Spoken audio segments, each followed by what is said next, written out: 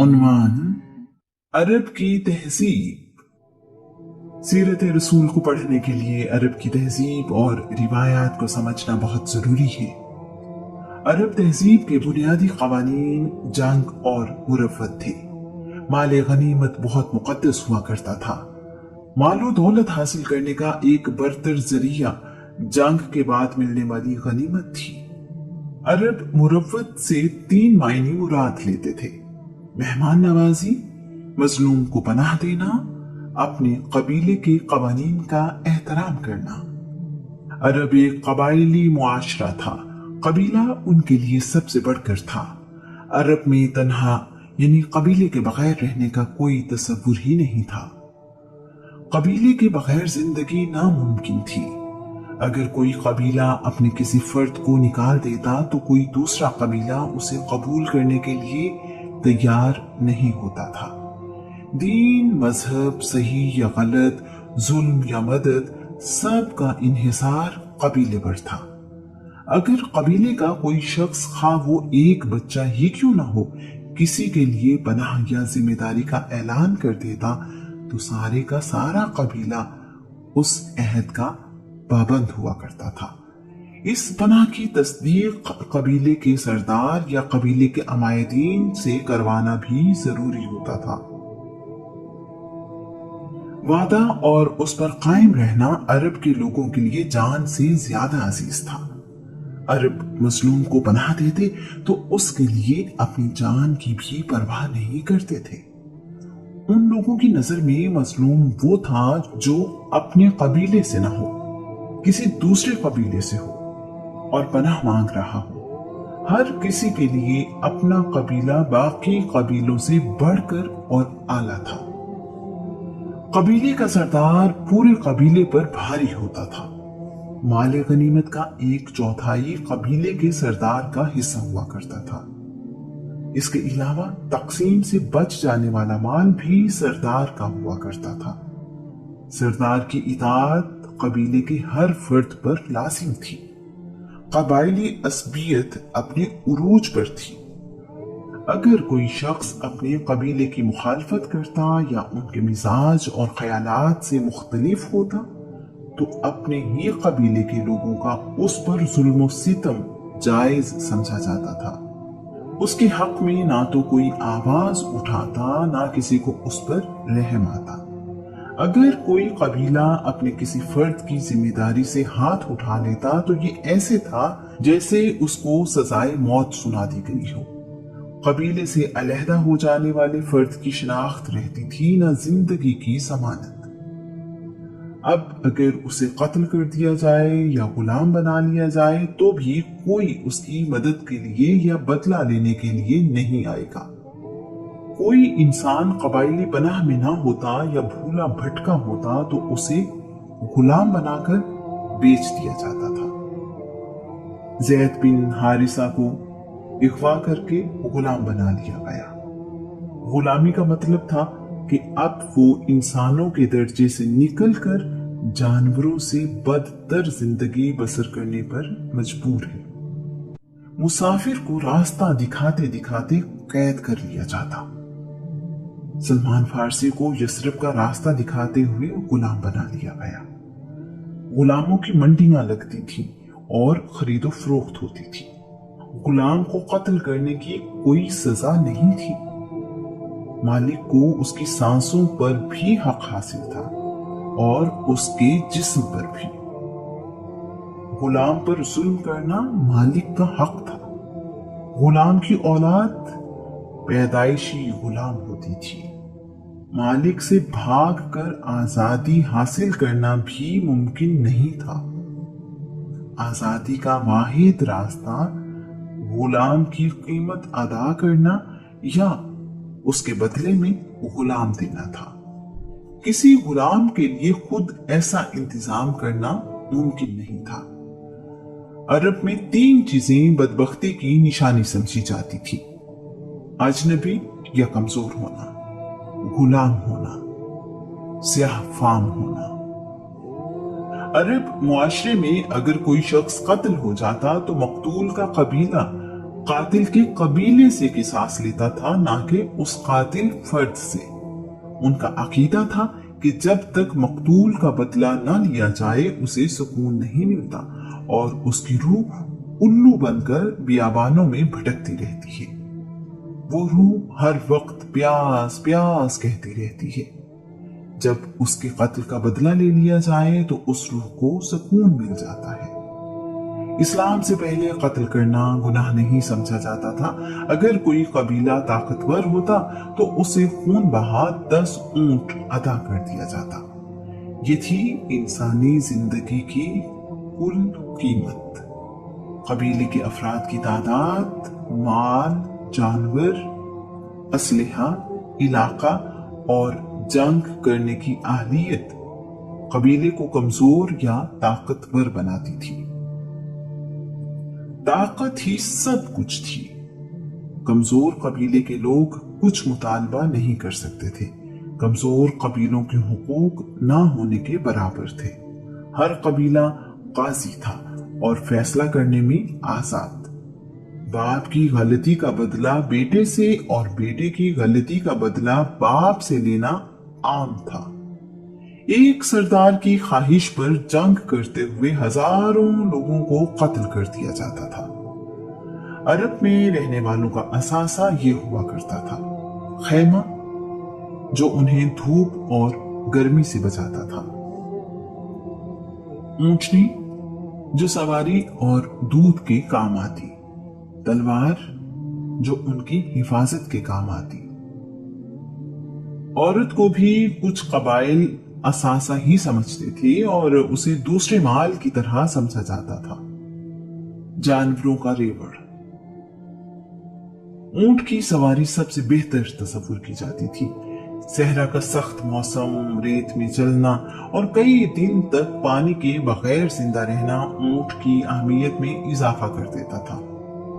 اونٹ 10 دن تک پانی پیے بغیر صحرا کے سخت موسم میں اپنی پوری قوت کے ساتھ سامان اٹھا کر سفر کر سکتا ہے۔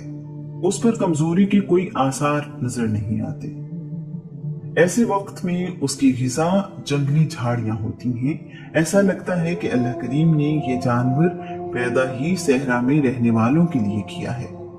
زیادہ اونٹ رکھنے والے شخص کو امیر اور خوشحال سمجھا جاتا تھا۔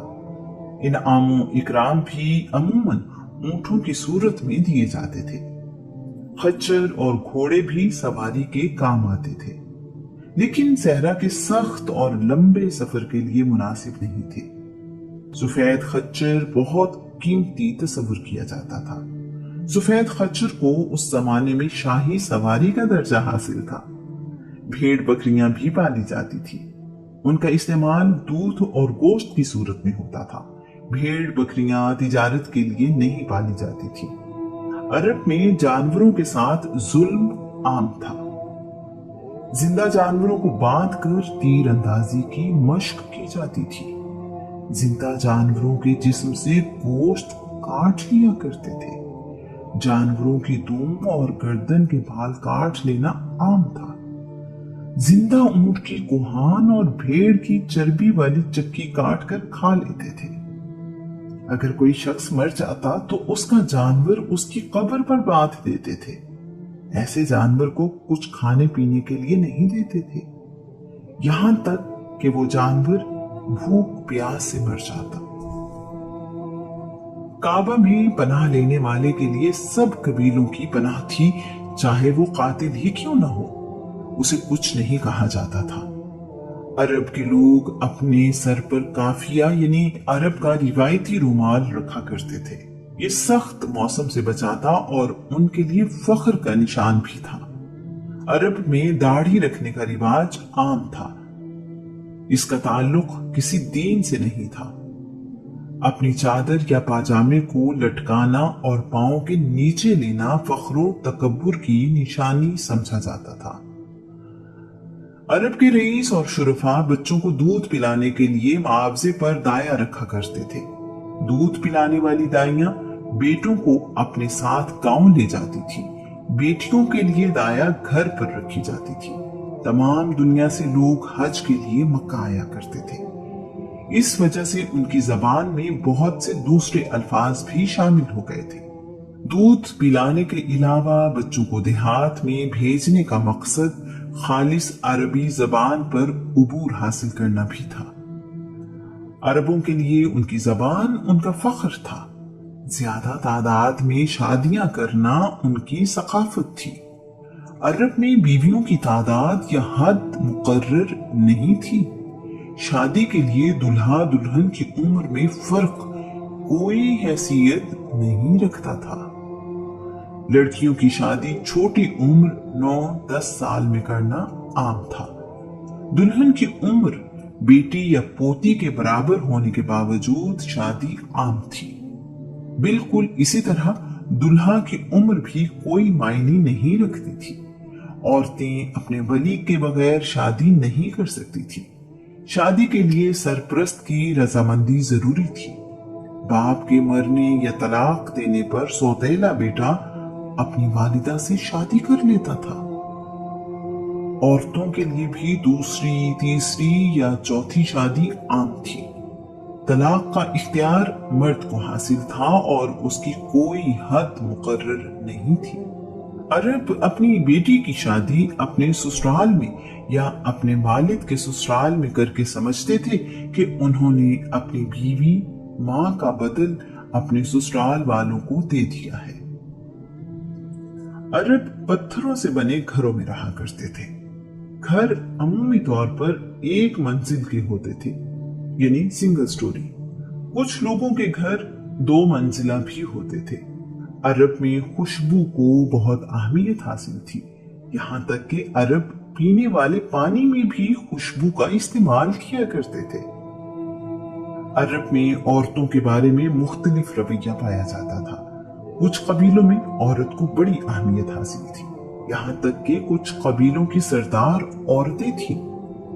नबूवत का झूठा दावा करने वाली सजाह बिनते हारिस अपने कबीले की सरदार थी। जंग और सुलह की वजह औरतें बनती थी। बदवी औरतें मर्दों की तरह दलेर होती थी। उन औरतों के दिल में डर, खौफ नाम की कोई चीज नहीं थी। कुछ कबीले औरतों को कम तर मखलूक समझते थे। ये मनकूला जायदाद थी। औरत विरासत में तकसीम होती और किसी से भी उसका लेन देन किया जा सकता था।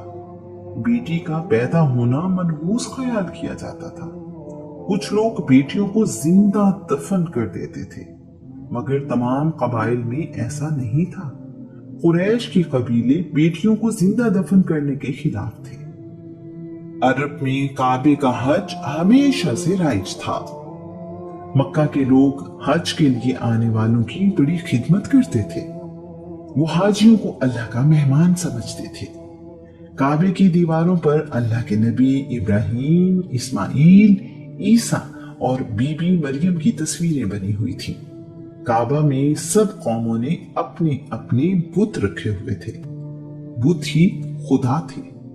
बुतों पर इंसानी गोश्त और खून के चढ़ावे भी चढ़ाए जाते थे। जिस कबीले का जी चाहता अपने लिए अलहदा बुत ले आता। नया बुत लाने पर कोई पाबंदी नहीं थी। सबसे बड़ा बुत हुबल था। कबीले बनी खुजाक का सरदार अमर बिन लुहई इस बुत को मुल्क शाम से लाया था। उसके बाद हुबल उनके लिए सबसे बड़ा खुदा हो गया। खुदा से रहनुमाई के लिए फाल निकाली जाती थी, जिसके लिए तीर इस्तेमाल किए जाते थे। फाल निकालने वाले लोग बड़ी इज्जत की निगाह से देखे जाते थे। अहम काम करने से पहले, सफर करने से पहले, कुर्बानी करने के लिए या किसी को सच्चा मानने के लिए फाल निकालना आम था। यहाँ तक कि किसी की अपने वालिद से निस्बत अगर मशकूक होती तो भी फाल के जरिए से ही जानी जाती थी। काहिन उस माशरे के बहुत अहम अफराद थे। लोग अपनी जरूरतों और मामलात में रहनुमाई लेने उनके पास जाते थे। ये बड़े ज़हीन लेकिन चालाक लोग हुआ करते थे। अपनी बातों से लोगों को शीशे में उतार लेते, लोग उनकी बातों और मालूमात के सहर में आ जाया करते थे। दूसरों को अपनी बातों से लाजवाब और बेबस कर देना उनका कमाल था। उनकी बात को हरफे आखिर समझा जाता था। यहूदी और ईसाई भी अरब में रहते थे, लेकिन उनकी तादाद बहुत कम थी। मक्का में रहने वालों की बड़ी तादाद बुत परस्त थी। अगर उन्हें अपने अकायद खतरे में नजर ना आए तो मजहबी रवादारी पाई जाती थी। मुख्तलिफ मजाहिब के मानने वाले एक ही घर में रह सकते थे। अरब में खुदा को राजी करने के लिए या किसी मन्नत को पूरा करने के लिए बेटे की कुर्बानी का रिवाज था। इंसान की कुर्बानी सबसे अजीम कुर्बानी समझी जाती थी। अरब जबान में अपना सानी नहीं रखते थे। अरब अपने अलावा बाकी दुनिया को अजमी यानी गूंगा कहते थे। उनके नजदीक जबान सिर्फ अरबी थी। उनकी जबान बहुत वसी है। अरबी जबान बाकी जबानों की तरह जमाने के साथ तब्दील नहीं हुई। अगर आज 2000 साल पहले गुजरा हुआ कोई इंसान वापस आ जाए तो अरबी जबान को उसी अंदाज में समझ पाएगा। शायद इसीलिए अल्लाह करीम ने आखिरी किताब कुरान मजीद को अरबी जबान में नाजिल किया। अरब अपनी इबादतगाह को इस्लाम से पहले भी मस्जिद ही कहा करते थे। तमाम खामियों के बावजूद कोई अरब झूठा कहलाना पसंद नहीं करता था।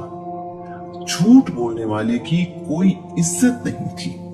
अरब बहुत खुददार थे। अरब में कोई किताब मौजूद नहीं थी, ना इल्हामी किताब ना किसी इंसान की लिखी हुई। कुरान करीम अरबी जबान की पहली किताब है। इल्म का मायार शायरी था। शायर को सबसे ज्यादा इल्म वाला समझा जाता था। उसकी कदर सबसे बढ़कर थी। शायद इसीलिए रसूलुल्लाह जब कुरान मजीद सुनाते तो अरब उसे शायरी कहते थे। शायर अपना सबसे आला कलाम काबा में लटका दिया करते थे। बाकी मुआशरों में शायर एक अदीब की हैसियत रखता है, जबकि अरब में शायर एक ही वक्त में अदीब, तबीब, रूहानी पेशवा और दानश्वर तस्वुर किया जाता था। अरब में ज़ौक़ की तस्कीन का वाहिद जरिया शायरी था। उनके यहाँ तारीख भी शायरी में ही मिलती है। खुशी, गमी, नेक वक्ती, शादी या मौत और सुलह या जंग, हर मौके के लिए शायरी मौजूद थी। हर शख्स शायरी नहीं जानता था, जिसकी वजह से शायर बहुत इज्जत पाते थे। मुशायरे आम मुनक्किद किए जाते थे और बेहतरीन शायर को खूब नवाजा जाता था।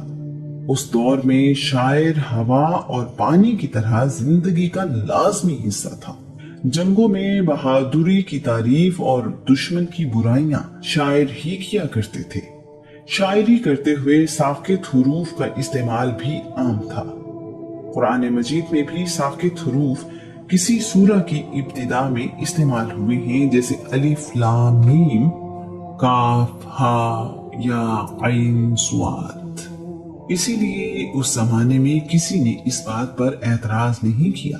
उस जमाने में आज जैसे स्कूल नहीं थे। सब लोग अपने वालिदैन और कबीले के लोगों से ही सीखते थे। ये कोई अजीब बात नहीं थी। कसम उठाना और कसम उठवाना अरब का आम रिवाज था। किसी चीज पर जोर देने के लिए या अहमियत बताने के लिए अरब कसम उठाया करते थे।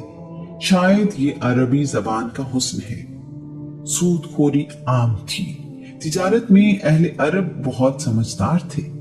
शाम, फलस्तीन, रोम, ईरान, हबशा और यमन में सामाने तिजारत लेकर जाते और वहां से सामान लाकर अरब में बेचते थे।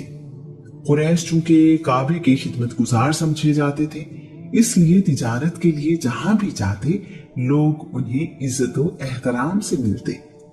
अरब तिजारती रास्तों पर रहने वाले कबीलों से अच्छे ताल्लुकात रखते थे ताकि वो माले तिजारत लूट न ले। पहाड़ी और सहराई इलाका होने की वजह से आबादी आज के शहरों की तरह ना थी। लोग छोटी छोटी टोलियों में रहते थे, जहां पानी या सब्जा देखते वहीं रहना शुरू करते थे।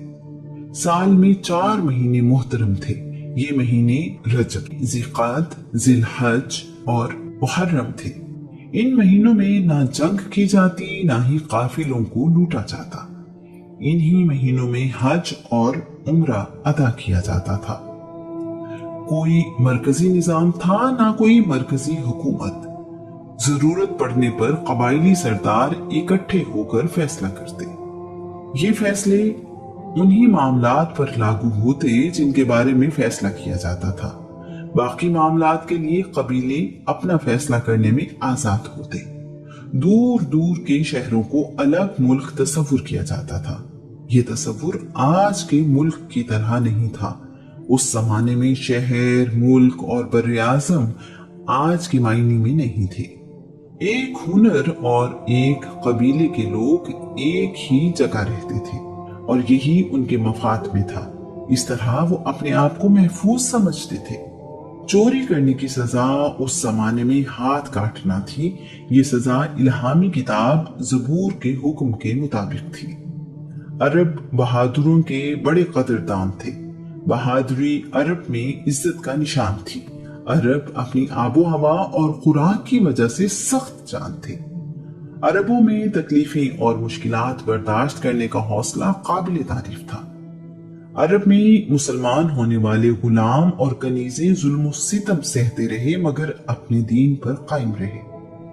इसकी वजह उनका अपने दीन पर यकीन और अरब में रहने की वजह से बर्दाश्त का हौसला था।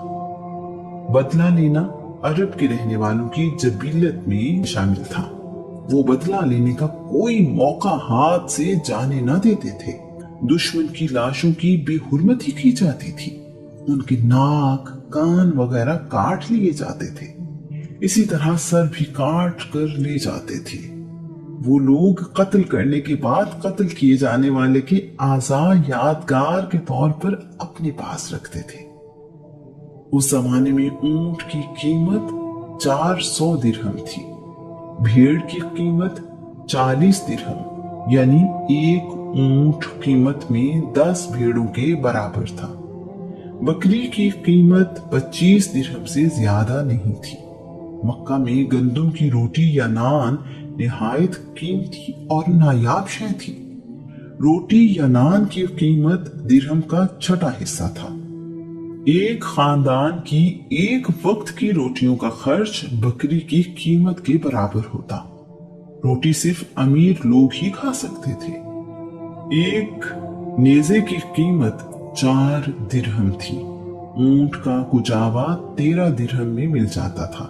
मट्टी खोदने वाली कैंती की कीमत 6 दिरहम थी।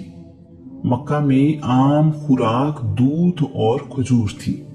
इसके अलावा उनकी खुराक में खुश्क मछली भी शामिल थी।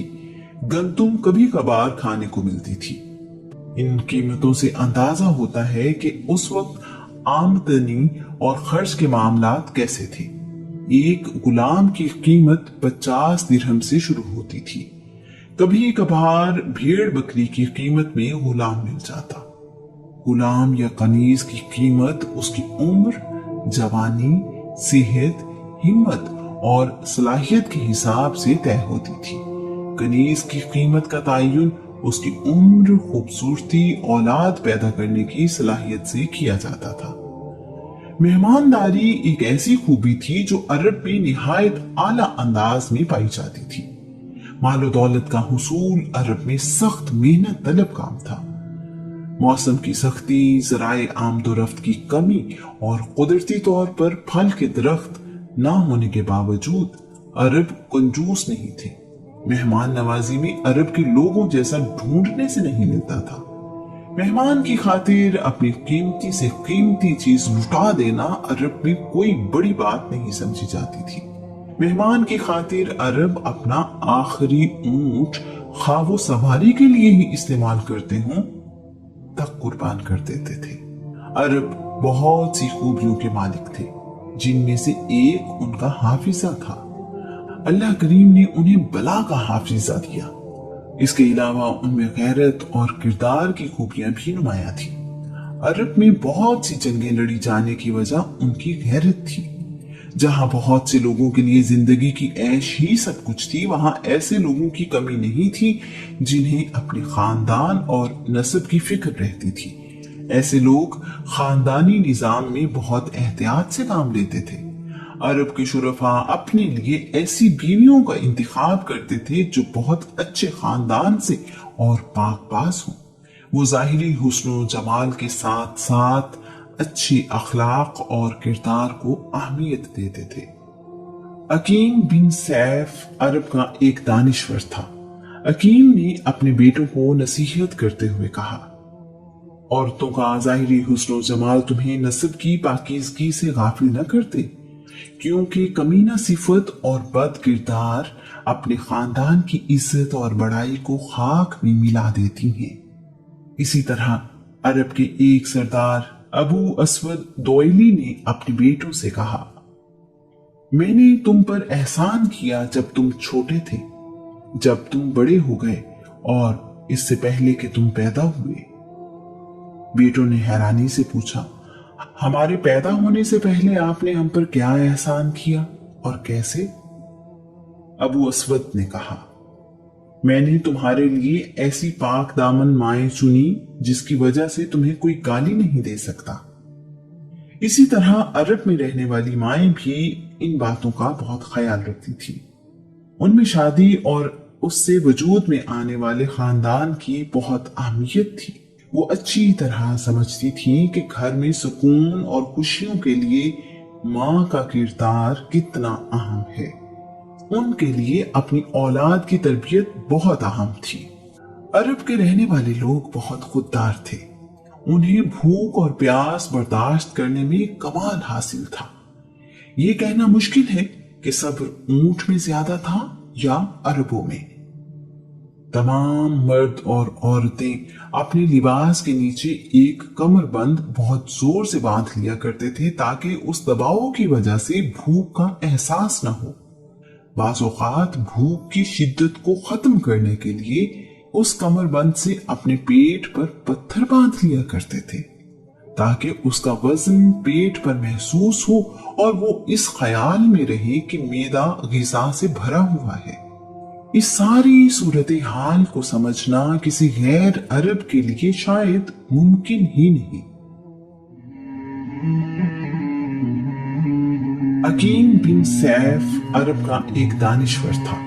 अकीम ने अपने बेटों को नसीहत करते हुए कहा, औरतों का ज़ाहिरी हुस्न जमाल तुम्हें नस्ब की पाकीज़गी से गाफिल न करते,